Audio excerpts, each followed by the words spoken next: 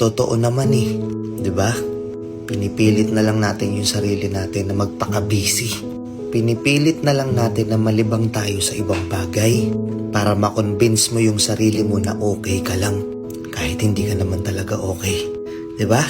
Alam ko yan. Basta na kita. Nililibang mo yung sarili mo para hindi mo na maalala yung mga bagay na nagpapalungkot sa'yo. Kasi every time na mag-isa ka na lang, every time na wala ka nang ginagawa, naaalala mo yung mga bagay na ayaw mo nang maalala. Naiisip mo yung mga bagay na ayaw mo nang isipin. Kaya pinipilit mo na lang magpaka-busy. Huwag na tayong maglokohan dito.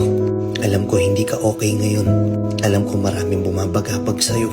Pero kahit anong mangyari, naniniwala ako na kung ano man yung bigat na dinadala mo, malalampasan mo yan. Parte lang yan ang buhay. Kung wala mang nagsabi sa'yo nito, kung lahat man ng tao sa paligid mo wala nang pakialam sa'yo, gusto ko lang malaman mo na oo ako, naniniwala ako na magiging okay din ang lahat. Kaya ikaw, umiti ka naman kahit konti. Huwag mong hayaang yung kalungkutan mo na yan sirain yung magandang ngiti mo. Deserve mong maging masaya.